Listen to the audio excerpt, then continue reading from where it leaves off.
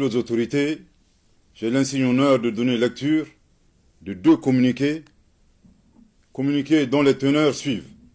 Communiqué numéro 064 du gouvernement de la transition.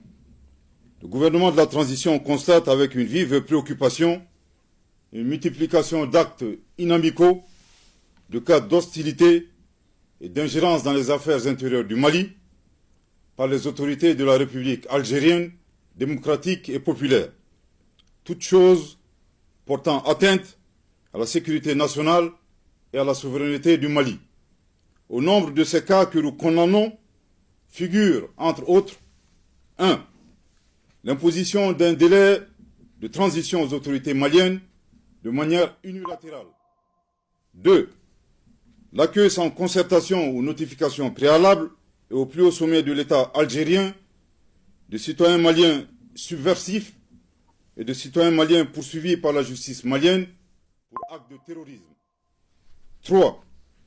L'existence sur le territoire algérien de bureaux assurant la représentation de certains groupes signataires de l'accord pour la paix et la réconciliation issus du processus d'Alger, devenus aujourd'hui des acteurs terroristes.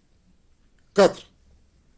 La volonté des autorités algériennes à maintenir le régime de sanctions des Nations Unies concernant le Mali, au moment où le mouvement des non-alignés et la Fédération de Russie s'y opposaient dans l'intérêt du peuple malien qui demandait la levée du dit régime. 5. La main cachée des autorités algériennes dans une manœuvre consistant à imposer un chapitre sur le Mali dans le document final du sommet du mouvement des non-alignés à Kampala en Ouganda sans le consentement des autorités maliennes. À l'argument des autorités algériennes, selon lequel elles ne sont pas à l'initiative du chapitre contesté sur le Mali, il est utile de leur demander la raison pour laquelle elles ont été les seules à s'opposer au niveau des experts à l'amendement proposé par le Mali, en affirmant que toute modification de la rédaction contestée devrait recueillir au préalable l'assentiment des plus hautes autorités algériennes. Après analyse de ces cas, il ressort une perception erronée des autorités algériennes qui considèrent le Mali comme leur arrière-cour ou un État paillasson sur fond de mépris et de condescendance. Par ailleurs, le gouvernement de la transition prend en témoin l'opinion nationale et internationale et les invite à constater l'écart entre les manœuvres d'hostilité des autorités algériennes d'une part et d'autre part la responsabilité qui leur incombe au moment où elles siègent au sein du Conseil de sécurité des Nations Unies, l'instance chargée principalement du maintien de la paix et de la sécurité internationale. Le gouvernement de la transition, tout en condamnant cette attitude, exige des autorités algériennes de cesser immédiatement leur hostilité.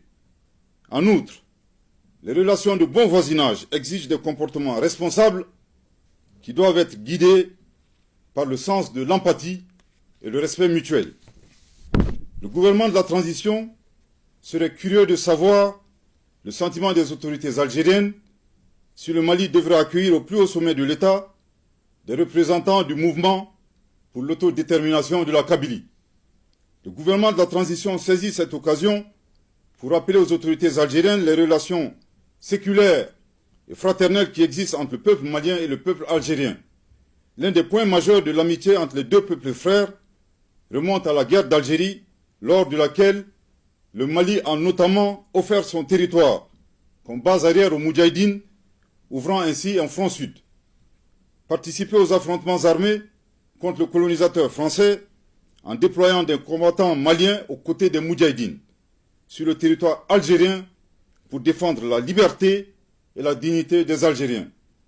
Défendu la cause algérienne dans toutes les instances diplomatiques jusqu'au recouvrement de leur indépendance. Le Mali invite les autorités algériennes à se remémorer également leurs responsabilités dans la détérioration de la situation sécuritaire au Sahel.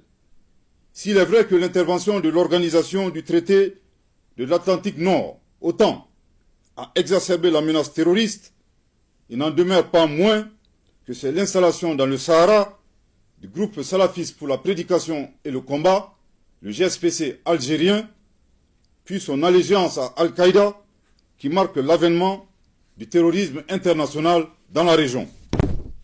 Le Mali réaffirme son attachement à la promotion des relations amicales et harmonieuses avec l'ensemble des États du monde, sous respect des principes guidant l'action publique au Mali, définis par son Excellence le colonel Assimi Goïta, président de la transition chef de l'État, à savoir le respect de la souveraineté du Mali, le respect des choix de partenariat et des choix stratégiques du Mali, et enfin la prise en compte des intérêts du peuple malien dans toutes les décisions.